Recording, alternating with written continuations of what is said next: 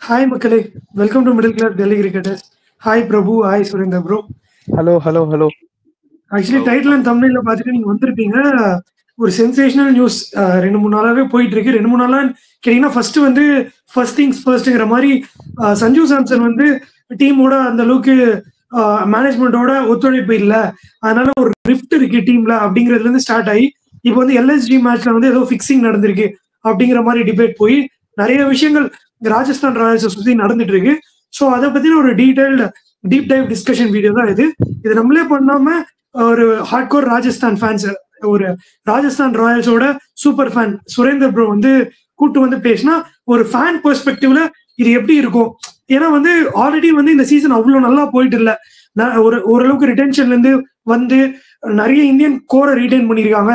Suppose வந்து ஆப்ஷன்ல பெட்டரா பண்ணாங்கன்னா நமக்கு வந்து பிளே ஆஃப் சான்சஸ் இருக்கும்னு நினைச்சாங்க. நல்ல பவுலர்ஸ்லாம் எடுத்துட்டு வந்தாங்க. பட் இந்த மாதிரி ஒரு சீசன் போயிட்டு இருக்குன்றப்போ அதுவே ஓரளவுக்கு மனவேதனை கொடுத்துட்டு இருக்கும். இந்த மாதிரி டைம்ல டீமை சுத்தி இந்த மாதிரி ரிப்ட் இருக்கு அண்ட் ஃபிக்ஸிங் ஸ்பெகுலேஷன்ஸ் இருக்கு, அக்யூசியேஷன்ஸ் இருக்குன்னா அது இன்னுமே பெரிய அளவில் பாதிச்சிருக்கும். இது வந்து டேபிள் பாட்டம்ல இருக்க ஒரு டீமா என்னால எம்பத்தைஸ் பண்ண முடியுது. இப்போ வந்து சிஎஸ்கே அந்த மாதிரி ஒரு நிலைமையில இருக்காங்க. இப்போ வந்து அவங்க தோத்த கேம்ஸ் இதனாலதான் ருத்துராஜுக்கும் அங்க பிளமிங்கும் செட் ஆகல, அதனாலதான் வந்து கேப்டன்சி ஷிஃப்ட் பண்ணிருக்காங்க. இதே மாதிரி கிட்டத்தட்ட ஒரு டாக்ஸ் வந்து சிஎஸ்கே மேலேயும் போயிட்டு இருக்கு. அண்டர் பெர்ஃபார்ம் பண்றாங்க பிளேயர்ஸ், வேணும்னே பண்றாங்களா, வந்து சும்மா ஸ்ட்ரைக் ரொட்டேட் பண்ணி ஆடுறாங்களா இன்டென்டே காட்டாம, இது எதனாலங்கிற ஒரு டாக் சிஎஸ்கே சுத்தியும் போயிட்டு இருக்குன்றப்போ எனக்கு ராஜஸ்தான் ஃபேன்ஸுக்கு எம்பத்தைஸ் பண்ண முடியுது. இது எந்த அளவுக்கு மனதளவுல பாதிக்கும்னு ஃபர்ஸ்ட் ஒரு ஜிஸ்ட் மட்டும் கொடுத்துடுறேன். ஃபர்ஸ்ட் என்னன்னு பாத்தீங்கன்னா, முதல்ல இந்த கேப்டன்சி பராக் கொடுத்தது வந்து சாம்சனுக்கு வந்து அளவுக்கு புரியல. அவரோட இன்ஜுரியை வந்து சும்மாவே ப்ரொலாங் பண்ண வச்சு அவர் 3 மேட்ச் கீப்பிங் பண்ணக்கூடாதுன்னு அந்த டீமோட ஓனர் ரஞ்சித் பர்தாக்கூர் அப்படிங்கிறவர் வந்து பராகோட அங்கிள், அவரோட இன்ஃபுளுன்ஸ் மூலியமா வந்து அவரை அந்த மாதிரி என்சிஎல் இருந்து சர்டிபிகேஷன் வாங்கி அவர் 3 மேட்ச் வந்து கேப்டன்சி பண்ண விடாம அந்த 3 மேட்ச் கவுஹாத்தில ஆட வச்சு, அது வந்து ஹோம் சிட்டி ஃபார் பராக், அங்க அவரை கேப்டன் ஆக்கியிருக்காங்க. இது வந்து ஜெய்ஷ்வாலுக்கு அந்த அளவுக்கு பிடிக்கல, ஏன்னா அவரு தான் வைஸ் கேப்டன். சஞ்சு சாம்சனுக்குமே பிடிக்கலங்கிற டாக்ஸ் போயிட்டு இருந்தது. அதுக்கப்புறம் பாத்தீங்கன்னா இப்போ வந்து அந்த ஜெய்தீப் பெஹானி அப்படிங்கிறவர் வந்து ராஜஸ்தான் கிரிக்கெட் அசோசியேஷன்ல இருக்காரு, அடாக் கன்வீனரா. அவரு வந்து ஒரு அக்யூசியேஷன் ரைஸ் பண்றாரு, இந்த மாதிரி ஃபிக்ஸிங் பண்ணிருக்காங்க எல்எஸ்ஜில வந்து லாஸ்ட் ஓவர் உங்களால 9 அடிக்க முடியல, ஏதோ ஃபிக்ஸிங் நடந்திருக்கு. அதுக்கு ராஜஸ்தான் வந்து சும்மா பொறுமையா பாத்துக்கிட்டு இல்ல, இது வந்து தப்பு அப்படின்னு சொல்லிட்டு அவங்க வந்து ராஜஸ்தான் ஸ்டேட் கவுன்சிலுக்கும் அண்ட் ஸ்போர்ட்ஸ் கவுன்சிலுக்கும் ரைட் பண்ணிருக்காங்க, இந்த மாதிரி சம்மன் கொடுத்துருக்காங்க. இது வந்து தப்பு, இது வந்து ஒரு ஐபிஎல் மேலேயும் பிசிசிஐ மேலேயும் ராஜஸ்தான் போர்டு மேலேயும் ராஜஸ்தான் இது இருக்காங்களா அந்த ஓனர்ஸ் மேலேயுமே வந்து ஒரு பெரிய ஃபால்ஸ் அலிகேஷன் கொடுக்குற மாதிரி இருக்கு அப்படின்னு அவங்களுமே பெட்டிஷன் ரைஸ் பண்ணிருக்காங்க. ஸோ இதெல்லாம் தான் இந்த வீடியோல பார்க்க போறோம். ஸ்ட்ரெயிட்டாவே சுரேந்தர் ப்ரோ கிட்ட போயிடும். இது எந்த அளவுக்கு ஃபர்ஸ்ட் இதை பத்தி டிஸ்கஸ் பண்ணுவோம், எந்த அளவுக்கு இது வந்து உங்களை அஃபெக்ட் பண்ணுது ஆஸ் அ ஃபேனா? ஆஸ் அ ஃபேனா வந்து ரொம்ப அஃபெக்ட் பண்ணுது. பிகாஸ் இந்த சீசன் நீங்க வந்துட்டு ஒரு யங்ஸ்டர் டீமுக்கு ரூம் ரெடி பண்ணிருக்கோம், சரி okay will build Indian core with youngsters. இவங்க தான் வந்து இந்தியாவுக்கு வந்து அடுத்தபடியா போறாங்க. ஒரு ஜுரேல் ஆகட்டும், ஒரு ரியான் பராக் ஆகட்டும், இந்த மாதிரி டீம் செலக்ட் பண்ணப்போ நாங்க okay fine we are going with youngsters. அப்புறம் அந்த பர்ஃபார்மன்ஸ் அந்த அளவுக்கு வராதப்போ ரொம்ப ஃபீல் ஆச்சு. அந்த டைம்ல இப்போ வந்துட்டு இந்த மாதிரி நியூஸ் வருதுங்கிறது ரொம்ப ஹர்ட் ஆயிருக்கு எங்களுக்கு. பட் மேனேஜ்மெண்ட் சைட்ல இருந்து ஒரு நியூஸ் வருது, அவங்களும் சொல்றாங்கிறப்போ ரிலீஃப் கிடைக்குது. ஓகே ஃபைன், பேஸ்லெஸ் அக்யூஷன், இதுல வந்து பேஸே இல்ல. அதோட மெயின் ரீசன் அந்த ஃபர்ஸ்ட் ரியான் பராக் இன்டெகிரல் ஒரு 7 இயர்ஸா இன்டெகிரல் பார்ட்டா இருந்திருக்காரு. அண்ட் ஆல்சோ 2 சீசனா வந்துட்டு அசாமுக்கு வந்து கேப்டன்சி பண்ணிருக்காரு. அந்த ஒரு மெயின் ரீசனுக்காக தான் அசாம் அவங்களுக்கு வந்துட்டு கேப்டன்சி கொடுத்து ரியான் பராக் கையில கேப்டன்சி கொடுத்து நீங்க லீட் பண்ணுங்கன்னு சொல்லிட்டு எந்த டீமுனாலையுமே போயிட்டு என்சிஏ கிட்ட சொல்ல முடியாதுங்க, நீங்க இந்த மாதிரி சர்டிபிகேட் கொடுங்க, நீங்க அந்த மாதிரி சர்டிபிகேட் கொடுங்கன்னு என்சிஏ கிட்ட சொல்ல முடியாது. ஏன்னா NCA is completely control by BCCI. யாராலுமே எதுவுமே பண்ண முடியாது. அது எவ்வளவு பெரிய டீமா இருந்தாலும் சரி, யாருமே அது பண்ண முடியாது. இந்த மாதிரி ஃபால்ஸ் ரிப்போர்ட் அதெல்லாம் வாங்க முடியாது. ஒரு சின்ன லோக்கல் டோர்னமெண்ட் நடத்தினால இந்த மாதிரி நம்மளால பண்ண முடியாது. ஐபிஎல்ங்கிறது பெரிய லெவல்ல நடக்குது, அதுல எல்லாம் இந்த மாதிரி பண்றதுக்கு வாய்ப்பே கிடையாது. இவன் ஜென்ரலி அப்புறம் இன்னொரு ரிஃப்ட் என்னன்னா, சஞ்சுக்கும் டீமுக்கும் ரிஃப்டா இருக்கு, கேப்டன்சிக்கு அது பிடிக்கல அப்படின்னு சொல்லிட்டு சஞ்சுக்கு இதை வந்து சஞ்சு இப்போ ரீசெண்டா ஒரு இன்டர்வியூ நடந்தது, அதுல கூட சொல்லியிருக்காரு டீம்ஸ் பிரேக் டவுன் ஆகும், இந்த மாதிரி ஒரு டவுன் ஃபேஸ் வரும், அந்த டைம்ல வந்து டீமோட பண்ணணும், எல்லா டீமுக்குமே இந்த பிரச்சனை வரும். ஏன்னா இப்ப பாத்தீங்கன்னா இந்த எஸ்ஆர்ஹெச்சோட போன இயர் செம பர்ஃபார்மன்ஸ் கொடுத்தாங்க, இந்த வருஷம் சரியா பண்ணலங்கிறப்போ அவங்களுக்கு ஒரு நியூஸ் வருது. இந்த மாதிரி வந்து தெலுங்கானா ஸ்டேட் கவர்மெண்ட் அந்த கிரிக்கெட் அசோசியேஷன் வந்து இன்னும் அதிகமா டிமாண்ட் பண்றாங்க, நிறைய பிரச்சனை பண்றாங்க அப்படின்னு சொல்லிட்டு அங்கேருந்து ஃபேக் நியூஸஸ் எல்லாமே நிறைய வந்தது. ஸோ இயர்லி அந்த பாண்ட் இருக்கணும். இந்த பிக்சிங் வந்துட்டு எப்படின்னா 2 பார்ட்டிஸ் இருக்காங்க. ஒன்னு வந்துட்டு ஆர்சியோட ad hoc and sports council, ad hoc and sports council. So sports council என்ன பண்ணிருக்காங்கன்னா ஆர்சியோட அடாக்ல இருந்து எந்த ஒரு மெம்பரையும் வந்து இந்த ஐபிஎலோட இதுல வந்து வர விடல. அவங்களோட மெம்பர்ஸ் யாருமே இந்த ஐபிஎலோட இதுல இல்ல. ஸோ அந்த ஒரு ரீசனுக்காக அவர் வந்து இந்த மாதிரி மேட்ச் பிக்சிங் இதெல்லாம் பண்ணியிருக்காரு அப்படின்னு சொல்லி அவங்க பேஸ்லெஸ் அக்யூசேஷன், ஒரு எவிடன்ஸ் இல்லை எதுவுமே இல்லாம அவங்க ஸ்டேட்மெண்டா கொடுக்குறாங்க. அதுக்குதான் ரிப்ளை பண்ணிருக்காங்க ஆர்ஆர்ல இருந்து, என்னன்னா இந்த மாதிரி ஒரு பேஸ்லெஸ் அக்யூசேஷன் எவிடன்ஸ் இல்லாம நீங்க பாட்டுக்கு இப்படி சொல்றீங்க, அது வந்து டீம் அளவுலையும் பாதிக்குது, எங்க மேனேஜ்மெண்ட்டையும் பாதிக்குது, and also IPL and BCCI இவங்களையும் பாதிக்குது. ஏன்னா ஐபிஎல்ங்கிறது ஒரு பெரிய செட்டப். இது வந்து எவ்வளோ வந்து லேயர்ஸ் ஆஃப் வந்து வித் செக்யூரிட்டி இருக்கும். ஈஸியா யாருனாலையுமே என்னன்னு பண்ண முடியாது. இதெல்லாம் பேஸ்லெஸ் அக்யூசேஷன். ஒரு டீம் நல்லா பெர்ஃபார்ம் பண்ணல, டவுன்ல இருக்குன்னா கண்டிப்பா அது கிட்ட வந்துட்டு அது அதோட வந்து இது வந்து அதை பத்தி வந்து தப்பான மிஸ்இன்ஃபர்மேஷன் லீட்ஸ் எல்லாமே வந்துட்டே தான் இருக்கும். நம்ம ஏரியானாக்கே பார்த்திருக்கோம். டிசி ரிஃப்ட் பத்தி நிறைய வந்திருக்கும், பஞ்சாபோட ரிஃப்ட் பத்தி நிறைய வந்திருக்கும். ஒரு டீம் நல்லா பண்ணல. ஏன் last year Mumbai Indians champion team 5 cup அடிச்சிருக்கு. அவங்களுக்கே நம்ம சொன்னாங்கல்ல உள்ள ரிஃப்ட் இருக்கு, 2 டீமா பிரிஞ்சுட்டாங்க. ஹார்திக் பாண்டியா ஒரு குரூப், ரோஹித் சர்மா ஒரு குரூப். அப்படி ஒரு குரூப் பிரிஞ்சுட்டா எப்படி அவங்க திருப்பி ரோஹித் சர்மா ஹார்திக் பாண்டியா 2 பேருமே ரீடைன் பண்ணாங்க? ரிஃப்ட் எல்லாம் என்னைக்குமே கிரிக்கெட்டர்ஸ் பிளே தேர் கேம் ஆஸ் கிரிக்கெட். அவங்க ரிஃப்ட் எல்லாம் பார்க்கவே மாட்டாங்க. என் டீமுக்காக விளையாடணும், நான் டீம் தான் பார்ப்பேன். ரிஃப்ட் அதெல்லாம் யாருமே யோசிக்கவும் மாட்டாங்க. ஓகே பிரபு, உங்களோட தாட்ஸ் ஃபர்ஸ்ட். இந்த நியூஸ் எந்த அளவுக்கு உங்களை யோசிக்க வச்சது? இல்ல ஆக்சுவலா கிரிக்கெட் வேணா ஒரு கிரிக்கெட்னு இல்லாம நார்மலாவே ஒருத்தங்க நல்லா வளர்ந்தாலே வந்து அவங்க மேல வந்து ஒரு டிஃபேம் பண்றதுக்காக ஒரு சில விஷயங்கள்லாம் வந்து நார்மலா எல்லா இடத்துலயும் பார்த்துருக்கோம். அது சினிமாவா இருக்கட்டும், பாலிடிக்ஸா இருக்கட்டும், எந்த ஒரு துறையிலுமே வந்து அந்த ஒரு இது வரும். பட் இவங்க வச்சதுக்கு வந்துட்டு ஸ்ட்ராங்கா அவங்க எகெயின்ஸ்டா வந்துட்டு ரிப்ளை கொடுத்துட்டாங்க மேனேஜ்மெண்ட் சைட்ல இருந்து. ஈவன் ஸ்போர்ட்ஸ் மினிஸ்டர் மட்டும் இல்ல, ராஜஸ்தான் சீஃப் மினிஸ்டரே வந்துட்டு அவங்களுக்கே வந்துட்டு ஒரு இது அமைச்சிருக்காங்கன்னு நினைக்கிறேன். அவர் வந்துட்டு சாரி சொல்லணும், அவர் வந்து அப்பாலஜி கேட்கணும் அப்படிங்கிற மாதிரி. ஸோ அப்படி இருக்கும்போது இது நல்லாவே தெரியுது. ஆக்சுவலா சுரேந்தர் ப்ரோ சொன்னாரு எவ்வளவு டைட்டா செக்யூரிட்டி இருக்கு அப்படிங்கிறப்ப, இவ்வளவு விஷயங்கள் இருக்கும்போது அந்த மாதிரி ஒரு பிக்சிங் நடந்திருந்தா ஃபர்ஸ்ட் ஐபிஎல் கவுன்சில்ல இருந்து ஃபர்ஸ்ட் இது வந்திருக்குமே தவிர்த்து இந்த மாதிரி எக்ஸ்டர்னல்ல இருந்து ஒரு இது வந்திருக்காது. ஸோ அதனால ஆஸ் அ கிரிக்கெட்டிங் ஆஸ்பெக்ட்ல பார்க்கும்போது ஆல்ரெடி ஒரு விஷயம் நடந்திருக்குங்கிறப்போ அந்த விஷயம் இனிமேல் நடக்கக்கூடாதுங்கிறதுக்கு எந்த அளவுக்கு செக்யூரிட்டியை டைட்டன் பண்ற முடியுமோ அந்த அளவுக்கு செக்யூரிட்டி டைட்டன் பண்ணியிருப்பாங்க அப்படின்னு நான் நினைக்கிறேன். எனக்கு அதுல உடன்பாடு இல்லை. அது வந்துட்டு ஒரு டிஃபேமேஷனுக்காக பண்றதுதான். இப்போ அவங்க சைட்ல ஏதோ எதிர்பார்க்கறாங்க, அது அந்த சைட்ல இருந்து கிடைக்கலங்கிறப்போ அது நல்லதா கெட்டதோ அது செகண்டரி. அவங்க எதிர்பார்க்கறது கிடைக்கலன்னு ஒன்னே சரி ஓகே, இவன் நமக்கு வந்துட்டு சரிப்பட்டு வர மாட்டான், இவன் மேல நம்ம வந்துட்டு பொய்யா ஏதாவது போட்டா ஸோ அது வந்துட்டு ரூமர்ஸ்னா நிறைய அநியாயத்துக்கு ஸ்ப்ரெட் ஆகும், பொய் தான் வேகமா பரவும் அப்படிம்பாங்க. ஸோ அதனால அப்படியா இருக்கும். பட் ரிஃப்ட் வந்துட்டு எனக்கு அது அக்செப்ட் பண்ணிக்க முடியுது. ரிஃப்ட் எதனால நான் நினைக்கிறேன்னா, எஸ்எஸ்வி ஜெய்ஸ்வாலுக்கு வந்துட்டு ஆக்ஷனுக்கு முன்னால 2-3 இது வந்திருக்கு அப்படிங்கிறாங்க. ஆர்சிபி சைட்ல இருந்தும் டெல்லி கேபிட்டல் சைட்ல இருந்தும். நாங்க வந்துட்டு இது வந்துட்டு ஜஸ்ட் ரூமர் தான், இதுவுமே உண்மையான்னு தெரியல. ரெண்டு டீம்ஸ்ல இருந்து நெகோசியேஷன் பண்ணிருக்காங்க, இந்த மாதிரி நாங்க வந்துட்டு இது பண்றோம், நீங்க வந்து விட்டுட்டு வாங்கன்ட்டு.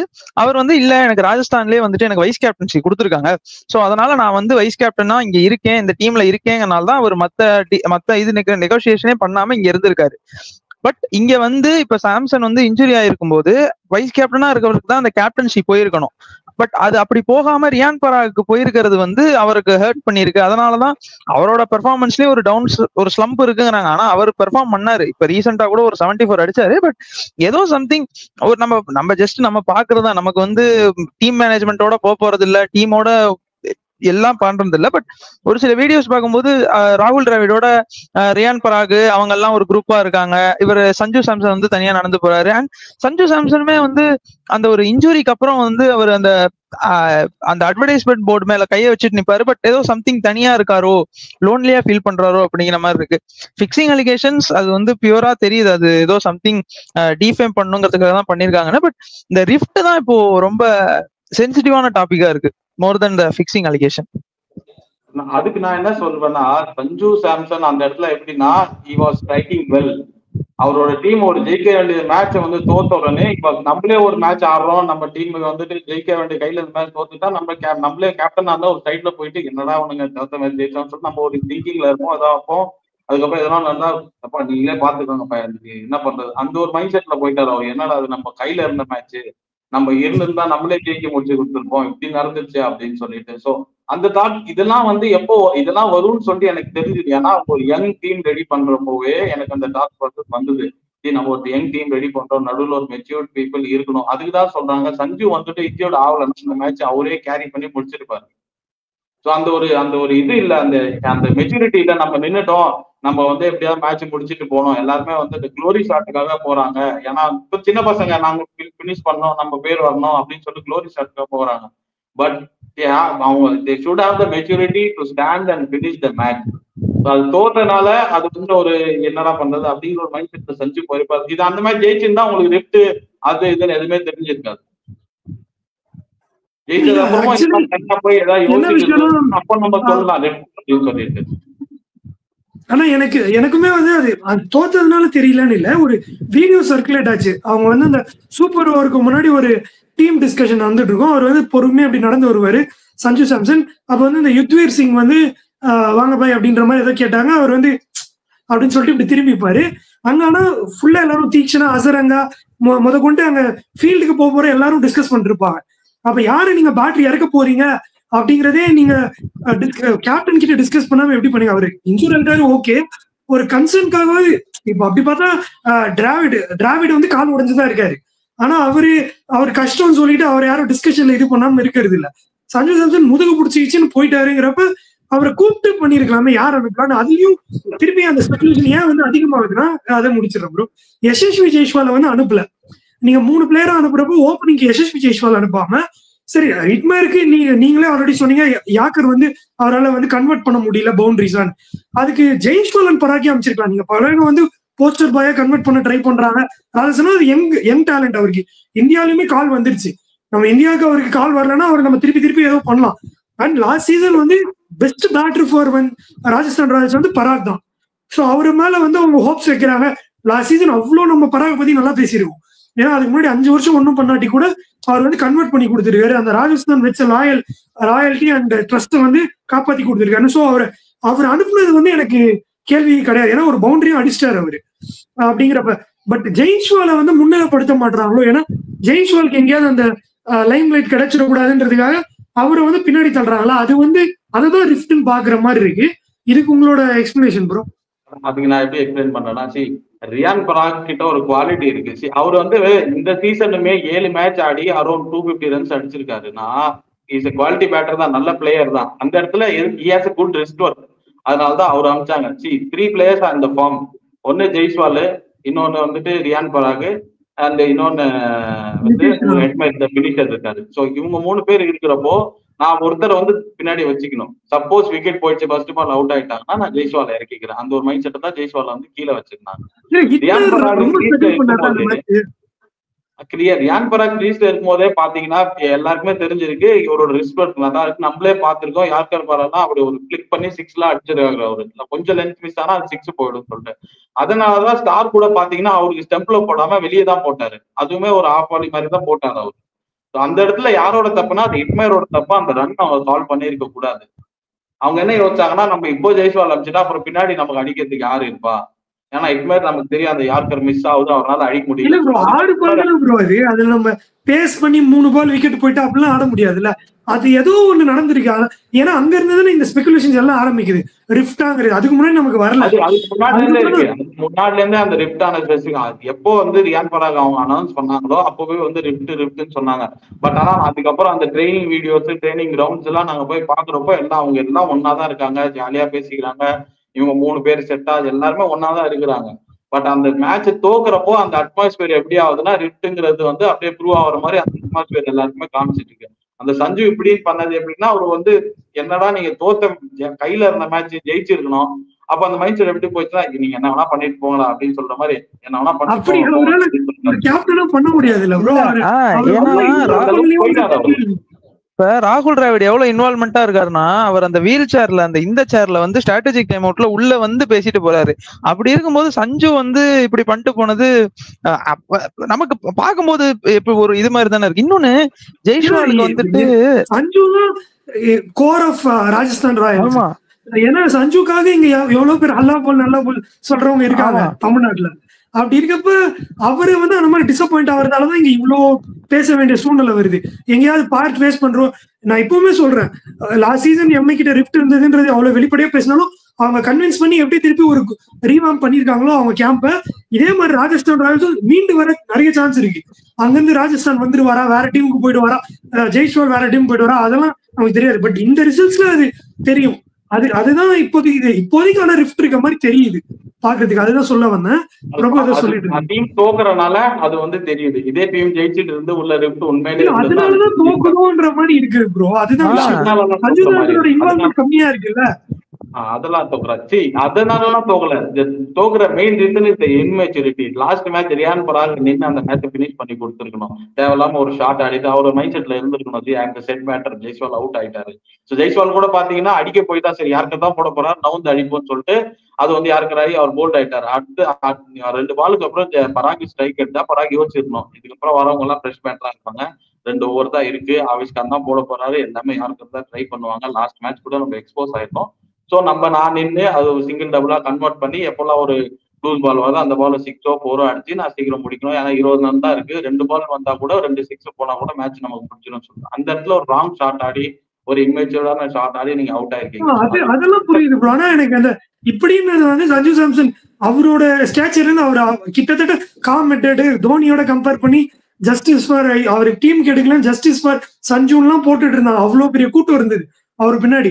அவர் இவ்வளவு ஈஸியா ஒரு ஆக்ஷன் பண்ணுவாரான்னு எனக்கு தெரியல. அதுவும் என்னடா கையில இருந்த மேட்சை விட்டீங்க ஒரு மாதிரி. அது வந்து எப்படி இருக்கு வெளியே இருக்க ஃபேன்ஸா சொல்றோம், சஞ்சு ஃபேன்ஸா சொல்றோம், எப்படி இருக்குன்னா நீங்க எப்படியும் நான் சொல்றதை கேட்க போறது இல்லை, நீங்க பாட்டுக்கு ஒண்ணு பண்ணிட்டு இருக்கீங்க, ஏதோ பண்ணுங்க விட்டுருங்க என்ன அப்படிங்கிற மாதிரி இருக்கும். அவர் ஒரு சேவே இல்லையோ அந்த டீம்ல இப்ப அப்படிங்கிற மாதிரி தோணுது வெளியே இருந்து பாக்குறதுக்கு. ஏன்னா அவ்வளவு சீக்கிரம் எங்களுக்கும் அப்படிதான் தோணுச்சு. அந்த இது பார்க்கும்போது எங்களுக்கும் அப்படிதான் தோணுச்சு, என்னடா ஒரு சூப்பரா ஒரு போற இன்வால்வ்மெண்டே இல்லை அப்படின்னு சொல்லிட்டு. அப்பதான் வந்துட்டு இந்த மாதிரி வந்து ரொம்ப வெக்ஸா இருக்கு. அப்போதான் புரியுது எங்களுக்கு, ஓகே ஃபைன், கையில இந்த மேட்ச தோத்ததுக்கு செம்ம கோத்துல இருக்காரு, அதனால நீ என்ன வேணா பண்ணிட்டு போங்கடா, நம்ம என்ன எவ்வளவு வாட்டி சொல்லியிருக்கேன் அதை ஜெயிக்கிறதுக்கு என்ன பண்ணுமோ அதுதானே பண்ணோம். அதுதான் எனக்கு கன்வின்ஸ் ஆகுது. இந்த அக்யூசேஷன் வந்து அந்த டைம்ல அந்த மைண்ட் செட் அப்படி இருந்திருக்கு. அந்த டைம்ல அந்த மைண்ட் செட் அப்படி இருந்திருக்கு, அவ்வளவுதான். அது என்ன பண்ணிருக்கோம்னா நீ மெச்சூரா ஹேண்டில் பண்ணுங்க சூர்யா, ஓகே ஃபைன், ஏதோ ஆனது ஆகி போச்சு, உள்ள போயிட்டு பேசி இருக்கணும், எல்லாமே பண்ணி இருக்கணும். அந்த டைம்ல அந்த மைண்ட் செட் நீங்க சொல்றது சஞ்சு சாம்சன் மேல ப்ளேம் போடுற மாதிரி இருக்கு எனக்கு. அங்க யாருமே ஒரு கூப்பிடலங்கிறது தான் எனக்கு பெருசா தெரியுது. இன்னொன்னு நீங்க சொல்லலாம், அது எனக்கு கூப்பிடாமல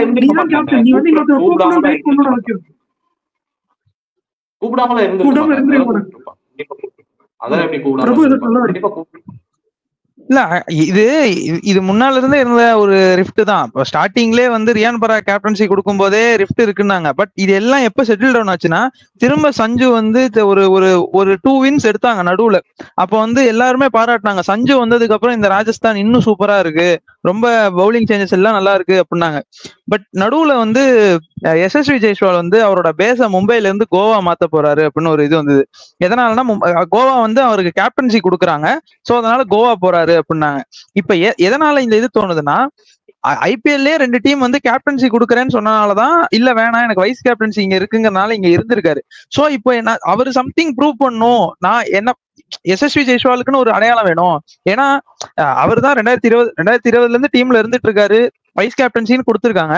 அப்படி வைஸ் கேப்டன்சி கொடுத்தும் இப்ப இன் ஆப்சன்ஸ் ஆஃப் சஞ்சு சாம்சன் நீங்க ரியான் பராக்கு போறீங்க எனக்கு வரல அப்படிங்கிறப்போ மேபி அதுவுமே வந்து சஞ்சு சாம்சன் மேல இருந்திருக்குமோ, என்ன வைஸ் கேப்டன் தான் எஸ்எஸ்வி ஜெய்ஸ்வால் இருக்காரு, நம்ம எதுக்கு தேவையில்லாம எதுக்கு ரியான் பராக் கொடுக்குறீங்க அப்படிங்கிற ஒரு தாட் ப்ராசஸ் வந்திருக்குமோ.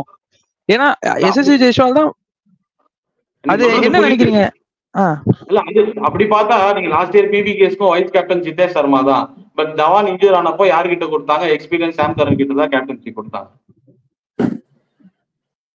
புரியுதா? ஜிதேஷ் ஒரு மேட்ச் கூட கேப்டன்சி பண்ணாரு. ஜிதேஷ் ஒரு மேட்ச் கேப்டன்சி பண்ணாரு. அது சாம் கரன் பண்ணல. சாம் கரன் கேப்டன்சி பண்ணல, கேப்டன்சி போட்டோ ஷூட்டுக்கு மட்டும் தான் அனுப்பிச்சாங்க. ஆனா அங்க வந்து Sam Curran already captaincy material bro. அதுக்கு நிதிஷ் ராணாக்கு தான கொடுத்துருக்கோம். அதுவுமே நாங்க பேசுவோம். நிதிஷ் ராணா கொடுத்திருந்தாங்கன்னா இப்பதான் நிதிஷ் ராணா வந்திருக்காரு, வந்த உடனே அவர் கேப்டன்சி எப்படி கொடுக்க முடியும்? புரியுதா? 6 வருஷமா ஒரு பிளேயர் புதுசு தானே ப்ரோ. சரியா? அதுக்கு முன்னாடி ஆடி இருக்காரு. வேற அதுதான் அதுக்கு முன்னாடி ஆடி இருக்காரு, அதனாலதான். அண்ட் ஆல்சோ ரஞ்சி டீம்ல வந்துட்டு 2 வருஷம் வந்துட்டு ஒரு அசாம் டீம்ல வந்து லீட் கொடுத்தது வந்து ஏதோ ஒரு விஷயத்த மாத்தி இருக்கு இந்த டீம்ல, அது மட்டும் எனக்கு தெரியுது. பராக்கு வந்து அந்த ஃபேவரட்டிசம் இருக்கு, ஏன்னா ஓனரோட நெஃப்யூ. இல்ல ஆக்சுவலா நீங்க என்ன நினைக்கிறீங்க? எஸ்எஸ்வி ஜெய்ஸ்வால் வைஸ் கேப்டன்சி இருக்கு, அப்படி இருக்கும்போது திடீர்னு ரியான் பராக் ஒரு 3 மேட்ச் கேப்டன்சி பண்ணணும் அப்படின்னு கொடுக்கறது உங்களுக்கு ஆஸ் அ ஃபேனா எப்படி இருக்கு? ஆர்ஆர் ஃபேனா என்னடா நம்ம டீம் கேப்டன் வைஸ் கேப்டன்னா எஸ்எஸ்வி ஜெய்ஸ்வால் இருக்காரு, எதுக்கு ரியான் பராக் போயிருக்காங்க டீம்னு நீங்க என்ன நினைக்கிறீங்க? உங்களுக்கு பர்சனலா என்ன தோணுச்சு? எங்களுக்கும் அந்த தாட் வந்தது, எதுக்கு திடீர்னு பராக் கேப்டன் ஆக்குறாங்க அப்படின்னு சொல்லிட்டு. அப்புறம் தான் என்ன தோணுச்சுன்னா, ஓகே ஃபைன், இவர் வந்து வந்துட்டு 2 சீசன் வந்துட்டு கேப்டன்சியா இருந்து ஒரு சீசன் செமிஃபைனல்ஸ் வரைக்கும் டீமை கொண்டு போயிருக்காரு. He can manage team well bound பண்ணி டீமை கொண்டு வர முடியும் அப்படிங்கிற ஒரு தாட் ப்ராசஸ் தான் அவருக்கு கொடுத்திருக்காரு. And also Riyan Parag is the face of Assam cricket. அசாமோட ஃபேஸ் அவரு. அசாம்ல இருந்து ஒரே ஒரு கிரிக்கெட்டர் தான் வந்து இந்த லெவல் வரைக்கும் வந்து ஒரு இந்தியா டீமுக்கு ஆடி இருக்காரு அப்படின்னா இஸ் த ஃபேஸ். அந்த ஃபேஸையும் நம்ம யூஸ் பண்ணிக்கணும். ஏன்னா ஃபர்ஸ்ட் 2 மேட்ச் நம்ம அசாம்ல ஆட போறோம், நம்ம அந்த பேஸ் யூஸ் பண்ணிக்கணும். எல்லாருமே அதான் யோசிப்பாங்க. இப்போ சிஎஸ்கேவோ பார்த்தானா தோனி இருக்காங்க, அந்த பேஸ் யூஸ் பண்ணிக்கணும். எல்லாருமே அதான் யோசிப்பாங்க. அந்த பேஸ் நம்ம யூஸ் பண்ணிட்டா எப்படின்னா பண்ண முடியும். It's not about cricket. அவங்களுக்கும் ஏதாவது கிடைக்கணும், அதுல இருந்து ஃபேன்ஸ் நிறைய பேர் வரணும். அண்ட் ஆல்சோ எல்லாருமே யோசிக்கிறாங்க வந்துட்டு அசாம்ல மேட்ச் எதுக்கு நடத்துறாங்கன்னா, அங்க வந்து கிரிக்கெட் அவ்வளவா இல்ல, லிமிட்டட், ரொம்ப லிமிட்டடான கிரிக்கெட் அங்க. சோ அங்க இருக்கிறவங்களுக்கும் கிரிக்கெட் காட்டணும் அப்படிங்கிற ஒரு ப்ராசஸ் தான் அது. அங்க ஒன்னும் பெருசா, இங்க ராஜஸ்தான்ல மேட்ச் நடக்கிற டிக்கெட்ஸ் விற்கிறாங்க தெரியுமா, அது கூட 50% தான் அங்க கிடைக்கும். அங்க லாஸ் தான் ஆகும் மேனேஜ்மெண்ட்டுக்கு. பட் ஆனா அங்க எது கொண்டு வராங்கன்னா, அங்கேயும் கிரிக்கெட் வந்து வளரணும், இந்த மாதிரி நம்ம மேட்ச் நடத்தினாதான் இன்னமும் பசங்க தான் டொமஸ்டிக்ல வந்து இன்னும் நல்லா பெர்ஃபார்ம் பண்ணி நம்மளும் வரணும்னு அந்த ஒரு வெறி வரும். அதனாலதான் அங்க கிரிக்கெட் நடத்துறாங்க. இப்ப பாத்தீங்கன்னா ஒரு டெஸ்ட் மேட்ச் கூட அங்க நடத்த போறாங்க. இதனால் develop cricket all over the world. அதனால ஒரு ரீசனுக்காக தான் அசாம்ல நடத்துறாங்க. அதனால அசாம்ல நடக்கிறதுனால தே வென்ட் டு ரியான் பராக் அந்த 2 சீசன் கேப்டன்சி பண்ணா மேபி சீட் ஆக்குபன்சியும் ஃபில் ஆகும் அப்படிங்கறதுனால. ஓகே, பட் ஸ்டில் எஸ்எஸ்வி ஜெய்ஸ்வால் நினைச்சா கொஞ்சம் கஷ்டமா தான் இருக்கு. இல்லங்க, இப்ப எஸ்எஸ்வி ஜெய்ஸ்வால் கூட கோவால கேப்டன்சி கொடுக்குறாங்கன்னு சொல்லிட்டு சொன்னாங்க தெரியுமா, அது கூட வந்துட்டு மெயின் ரீசன் கிடையாது. மெயின் ரீசன் என்னன்னா, அவங்க வந்துட்டு ஒரு அந்த இது தோத்தாங்க தெரியுமா, இது மேட்ச் தோத்தாங்க ஜம்மு அண்ட் காஷ்மீரோட. ரோஹித் சர்மா இருந்தாரு, எஸ்எஸ்வி ஜெய்ஸ்வால், ஸ்ரேயஸ் ஐயர் இருந்தாங்க. யுத்வேஷ் சிங் சருக்கு 4 விக்கெட் எடுத்து மேன் ஆஃப் தி மேட்ச் எடுத்தாரு. அதுக்கப்புறம் என்ன சொன்னாங்கன்னா, டொமஸ்டிக் வந்து ரெகுலரா வளர பசங்களை வந்து இவங்க இன்டர்நேஷனல் பிளேயர் திடீர்னு வந்து நாங்க விளையாடணும்னு சொன்னோன்னே நல்லா வளர பசங்களை வெளியே உட்கார வச்சோம், அதனால நாங்க மேட்ச் தோத்துட்டோம்னு ஒரு ஸ்டேட்மெண்ட் கொடுத்துட்டாங்க மும்பை அசோசியேஷன். ஸோ அதுல அஃபெக்ட் ஆனவர் தான் எஸ்எஸ்வி ஜெய்ஸ்வால். ஓகே ஃபைன், நான் இந்தியாவில் இவ்வளவு பண்றோம், நாங்க வந்தோடனே நாங்க எங்களால மேட்ச் தோத்துட்டோம், நீங்க ஸ்டேட்மெண்ட் கொடுக்குறீங்க, அதுக்கு நான் அங்கே. அண்ட் ஆல்சோ ரஹானே கூட ஒரு மேட்சப் இல்லாத மாதிரி தான் தெரிஞ்சது எனக்கு அந்த இடத்துல. எஸ்எஸ்வி ஜெய்ஸ்வாலுக்கும் ரஹானேக்கும், ஏன்னா ஒரு வாட்டி கூட ஒரு டெஸ்ட் மேட்ச் அப்படின்னு நடக்கிறப்போ ஒரு ஸ்லெட்ஜிங் நடந்துட்டே தான் இருக்கும் 2 டீமுக்கும். யாருன்னா சொல்லிட்டு இருப்பான், அதுக்கோசரம் சொல்லிட்டு நீ என்ன வந்து வெளியே உட்கார வைக்கிற, போயிட்டு நீ போய் உட்காரு கொஞ்சம் 2-3 ஹவர் கழிச்சு வா அப்படிங்கிறப்போ வந்துட்டு அவருக்கு கொஞ்சம் வேடா தான் ஃபீல் ஆச்சு அந்த இடத்துல.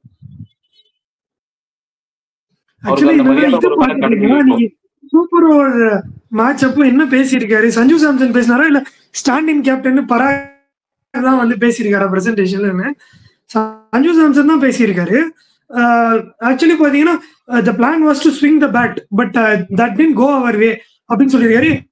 இது வந்து ஒரு மஸ்ட் வின் கேம், இது வந்து நாங்க ஜெயிச்சிருக்கணும், ஜெயிச்சிருந்தா ஒரு பாசிட்டிவிட்டி வந்திருக்கும் ட்ரெஸ்ஸிங் ரூம்ல. we missed the trick. Sandeep Sharma தான் வந்து எங்களுக்கு குரூஷியலான ஓவர்ஸ்லாம் லாஸ்ட் ஃபியூ இயர்ஸா போட்டிருக்காரு. So the plan was to go with Sandeep Sharma, ஆர்ச்சருக்கு பதில் போனதுக்கு. பட் பராக பத்தி பெருசா கேள்விகள் இல்ல, அதனால அவருமே அதை பத்தி சொல்ல. இன்ஜுரி பத்தி கேட்கிறப்போ I feel better, but we assess is சும்மா நாளைக்கு வந்து அதை பத்தி பார்த்துட்டு நாளைக்கு நாங்க முடிவு பண்ணுவோம்னு சொல்லியிருக்காங்க. பட் இப்போ ரெஸ்ட்ல தான் இருக்காரு. ஆமா, இப்போ ரெஸ்ட்ல தான் இருக்காரு. ஆர்சிபி மேட்சுமே விளையாட மாட்டான்னு சொல்லியிருக்காரு. ஏன்னா மெடிக்கல் டீமோட இங்க ராஜஸ்தான்ல ஜெய்ப்பூர்லயே இருந்து மெடிக்கல் டீமோட ரெடி ஆகணும் அப்படின்னு சொல்லிட்டு. So they are not ஹரிங். இந்த சிச்சுவேஷன் எல்லாருக்குமே தெரியும் எப்படி இருக்குன்னு சொல்லிட்டு. மஸ்ட் வின் மேட்ச்னா கூட பரவாயில்ல, ஏதாவது ஹரி பண்ணி ஆட வைக்கலாம். ஸோ 6 மேட்ச் இருக்கு. ஓகே, இப்போ இன்னொரு மேட்ச் ரியான் பராக் தான் கேப்டன்சி பண்ண போறாரு. We get a win over there and we move on. எல்லாத்துக்குமே இந்த வின் அப்படிங்கிற ஃபேக்டர் தான் வந்துட்டு இதோட எல்லாத்துக்கும், இந்த ரிப்ட் எல்லாத்துக்குமான பதில் வந்து வின் தான். ஒரு 2 மேட்ச் வின் ஆயிடுச்சுன்னா இதை பத்தி யாருமே பேச மாட்டாங்க, என்ன நடக்குது எதுவுமே யாருமே அதை பத்தி கண்டுக்கவே மாட்டாங்க. அந்த நிகழ்ச்சி இவர் பினிஷ் பண்ண ரீல்ஸ் வரும், அவங்க பினிஷ் பண்ண ரீல்ஸ் வரும், சூரியவன்சி விளையாட ரீல்ஸ் வரும். ஸோ சூரியவன்சிங்கிற ஒரு பிளேயர் வந்திருக்காரு பாத்தீங்கன்னா எல்லாருமே வந்து சந்தோஷப்பட்டாங்க. ஓகே, ஒரு 14 வயசு பையன் ஃபர்ஸ்ட் மேட்ச்லயே ஃபர்ஸ்ட் பால்லே 6 அடிக்கிறாரு அப்படின்னா எந்த ஒரு டெம்பர்மெண்ட்ல இருக்காரு, எந்த அளவுக்கு அறைவு ஆயிருக்காரு அப்படின்னு சொல்லிட்டு என்னோட அந்த வைபவ் சூரியவன்சி பேட்டிங் பார்த்தோம். ஐபிஎல் ஸ்டார்ட் ஆகிறதுக்கு முன்னாடி அந்த ஆட்ஷூட் எல்லாம் நடக்கும்போது, ஒரு இன்டர்வியூஸ் நடக்கும் போதே வந்து சஞ்சு சொல்லியிருக்காரு, எஸ் அரைவ்டு, கம்ப்ளீட்டா அரைவ் ஆயிட்டாரு, மேட்சோட விளையாடலாம், பட் ஏன் ஆட வைக்கல அப்படிங்கறத என்னோட கேள்வி இருந்தது மைண்ட் செட்ல. இவ்வளவு ஒரு சூப்பரான பேட் ஸ்விங் பிளேயரை நீங்க வந்து வச்சிருக்கீங்க, பட் ஆனா நீங்க அவருக்கு வாய்ப்பு கொடுக்கல, எதனால கொடுக்கல அப்படின்னு ஒரு தான் என்னோட மைண்ட் செட் இருந்தது. பட் ஆனா இன்டர்வியூஸ்ல சஞ்சு சொல்லிட்டே தான் இருந்தாரு, இன்னைக்கு ஆட சொன்னா கூட அவர் ready to go and play, match ரெடியா தான் இருக்காரு, ஐபிஎல்க்கு அரைவ் ஆயிட்டாருன்னு தான் சொன்னாங்க நெட்ஸ்ல பார்த்துட்டு. ஆனா அது ஒண்ணுமோ உண்மைதான், பட் ஏன் ஆட வைக்கல அந்த கேள்விதான் நாங்க மேனேஜ்மெண்ட் கேட்கலாம். ஏன்னா ஏன் ஆட வைக்கல, அது காம்பினேஷன்னாலயா எதனாலயான்னு தெரியல. அது ஆக்சுவலா காம்பினேஷன்ஸா தான் இருக்கும். நீங்க அவர் ஓப்பனர் தாங்கிறப்போ அவ்வளவு சின்ன பையனை கொண்டு போய் கீழே டவுன் தி ஆர்டர்ல இறக்கி விட்டா அது மத்தவங்களோட அது அவரோட இதை ஸ்பாயில் இருக்காங்கிறப்போ கண்டிப்பா அங்க இடம் இல்லைங்கிறனால தான் இறக்கி விட்டுருக்க மாட்டாங்க. பட் ஏன் பார்ப்போம், ஹோப்ஃபுல்லி நீங்க சொல்ற மாதிரி ஒரு 2-3 வின்ஸ் எடுத்துட்டாங்கன்னா இந்த ரிஃப்ட் அதை பத்தின பேச்செல்லாம் இதுவாகும். பட் இது எல்லாமே இந்த சோசியல் மீடியால சர்க்குலேட் ஆகிற வீடியோஸ்னாலதான் வந்து இவ்வளவு ஒரு டாக்ஸே வருது. இப்போ நம்ம இந்த வீடியோ எடுத்து போடுறோம்னா அது காரணமே எல்லாரும் ஆளுக்கு ஒண்ணு சொல்றாங்க, பட் அது எந்த அளவுக்கு உண்மைன்னு தெரியாதுல்ல. அதனாலதான் ஒரு டிஸ்கஸ் பண்ணா ஆடியன்ஸும் அவங்களோட பெர்ஸ்பெக்டிவ் கொடுப்பாங்க. அதுக்குதான். ஓகே, ஆக்சுவலி பாத்தீங்கன்னா இது பத்தி மேட்ச் பிக்சிங் அலிகேஷன் பத்தி அவ்வளவு பெருசா கவர் பண்ணாம ரிஃப்ட பத்தி கவர் பண்ணதுக்கு காரணம் என்னன்னா, அது வந்து ஐபிஎல் போர்டு பாத்துப்பாங்க மேட்ச் பிக்சிங் அலிகேஷனை பத்தி. அண்ட் சுரேந்தர் ப்ரோ சொன்னதுதான் எனக்குமே இருக்க கருத்து. இது வந்து அதுக்கு முன்னாடியே நிறைய ப்ரீ செக்ஸ் எல்லாம் இருக்கு. இவங்க ஒரு இந்த மாதிரி பேஸ்லெஸ் அலிகேஷன்ஸ் எல்லா சீசன்லயும் நிறைய சீசன்ல வரது நம்ம பார்த்திருக்கோம்.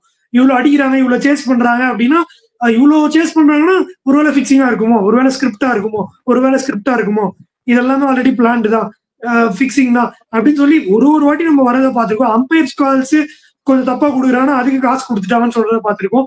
இது வந்து ஐபிஎல் போர்டு சீரியஸா பார்த்துட்டு தான் இருக்கும். ஸோ அவங்க கிட்ட இருந்து தான் ஃபர்ஸ்ட் கால் வருமே தவிர்த்து இந்த மாதிரி வெளியே இருக்கவங்க, சம்பந்தமே இல்லாதவங்க, டீமோட டிராவலே பண்ணாதவங்க, எவிடன்ஸ் இல்லாம பேசுறத பத்தி நம்ம ரொம்ப பெருசா பேசுறதுக்கு எதுவும் கிடையாது. அதை அவரே கிளியர் பண்ண கரெக்டா இருக்கும் தான் ஃபர்ஸ்ட் அவர்கிட்ட போனோம். பட் ரிஃப்ட பத்தி பாத்தீங்கன்னா கொஞ்சம் இருக்க மாதிரி தான் தெரியுது. அவர் என்னதான் எக்ஸ்பிளைன் பண்ணாலுமே நமக்கு ஆடியன்ஸா வெளியேந்து பாக்குறப்ப அந்த ரிஃப்ட் இருக்குன்னு தெரியுது. அது வந்து நாளடைவுல சரியாகும் தான் நானுமே நம்புறேன். ஏன்னா மும்பை இந்தியன்ஸ்ல நம்ம அப்படிலாம் அவ்வளவு பெரிய இதெல்லாம் பார்த்துட்டு அவங்க திருப்பியும் அழகா ரிட்டென்ஷன்ஸ் பண்ணிட்டு ரிட்டென்ஷன் வீடியோ போடுறாங்க அப்படின்னா அது நாளடைவுல அது சாஃப்டன் ஆகும். ஏன்னா இப்ப நீங்க எடுத்து பாத்துக்கோங்க, சஞ்சு சாம்சனை என்னதான் நம்ம அவர் ஆல்ரெடி வேற டீம்ஸ்க்கு பிரான்சைஸ் ஆடி இருக்காரு, டெல்லிக்குலாம் ஆடி இருக்காருனாலும் அவர் ஒரு ஃபேஸா மாத்தினது வந்து ராஜஸ்தான் தான். யசஸ்வி ஜெய்ஸ்வால ஒரு ஃபேஸா மாத்தினது ராஜஸ்தான் தான். துருவ் ஜோரால ஃபேஸா மாத்திருக்கிறது ராஜஸ்தான் தான். ஸோ இந்த மாதிரி யங் பிளேயர்ஸ் இந்தியாவுக்கு டெபியூ பண்ணி ஆடிட்டு இருக்காங்கன்னா அதுக்கு ராஜஸ்தான் ராயல்ஸ்ங்கிற பிரான்சைஸ்க்கு பெரிய லெவல்ல கிரெடிட் இருக்கு. அந்த சாஃப்ட் கார்னர் அண்ட் ரெஸ்பெக்ட் வந்து அந்த பிளேயர்ஸ் மத்தியிலும் இருக்கும்ல. இப்போ மும்பை இந்தியன்ஸ் எப்படி ரீடைன் பண்ணிருக்காங்கன்னா அவங்க அந்த பிரான்சைஸ்க்கு காட்டுற ராயல்டி அண்ட் ரெஸ்பெக்ட் தான். ஒரு ரிஃப்ட் இருக்கு என்னதான் இருக்குன்னா கூட பரவாயில்ல அப்படின்னு சொல்லி ரிட்டென்ஷன்ஸ்ல ஓகே நாங்க ஒரு டீமா ஆடுறோம், ஒரு லெவலுக்கு வருது, எது அந்த காரணமும் இங்கேயும் அதே நடக்கும் தான் நான் பாக்குறேன். இதை மட்டும் திருப்பி கேட்கணும்னு நினைக்கிறேன். கோயிங் ஃபார்வர்டு எப்படி இருக்குன்னு பாக்குறீங்க ப்ரோ? இந்த சீசன் அண்ட் வேற சீசன் யாராவது மூவ் அவுட் ஆயிடுவாங்கன்னு உங்களுக்கு தோணுதா, இல்ல இது சரியா ஒர்க் அவுட் ஆகும் இந்த டீம் நினைக்கிறீங்களா? கோயிங் ஃபார்வர்ட் ஸ்டக் ஆயிட்டீங்களா? நீங்க இருக்கீங்களா பிரபு? நீங்க சொல்லுங்க. இன்டர்நெட் இல்ல, என்ன பொறுத்த வரைக்கும் மும்பை இந்தியன்ஸ் வந்து எப்படி அவரே வந்துட்டாரு. நீங்க சொல்லுங்க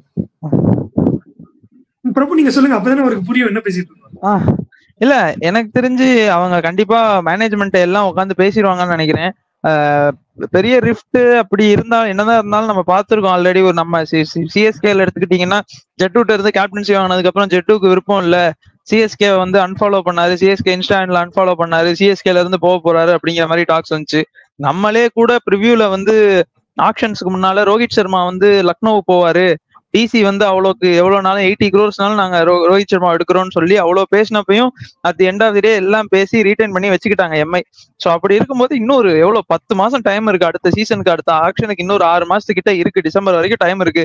கண்டிப்பா எல்லாம் கூப்பிட்டு உட்கார வச்சு பேசி இதான்ப்பா இதான் நம்ம இதான் அடுத்து இதான் பண்ண போறோம் அப்படிங்கிற மாதிரி அடுத்த ப்ராஜெக்ட் என்னென்ன பிளான்ஸ் அப்படிங்கிற மாதிரி சொல்லி கண்டிப்பா செட்டில் டவுன் ஆக்கிடுவாங்க தான் நினைக்கிறேன். ஏன்னா ராஜஸ்தான் ராயல்ஸ் நம்ம பார்த்துருக்கோம் என்னதான் இருந்தாலும் ஒரு காம் பிரான்சைஸ், ஒரு சைலண்டா இருப்பாங்க. ஸோ அப்படி இருக்கும்போது பார்க்கும்போது இவ்வளவு பெரிய விஷயம் இவ்வளவு பெரிய பூம் ஆனதே வந்து நம்ம இந்த சோசியல் மீடியால ஸ்ப்ரெட் ஆன விஷயங்கள்னாலதான். அவங்க கேம்ப்ல மேபி என்ன இதெல்லாம் ஒண்ணுமே இல்லையா, எங்களுக்கு எல்லாம் ஒண்ணுமே தெரியாது அப்படிங்கிற மாதிரி கூட இருக்கலாம்.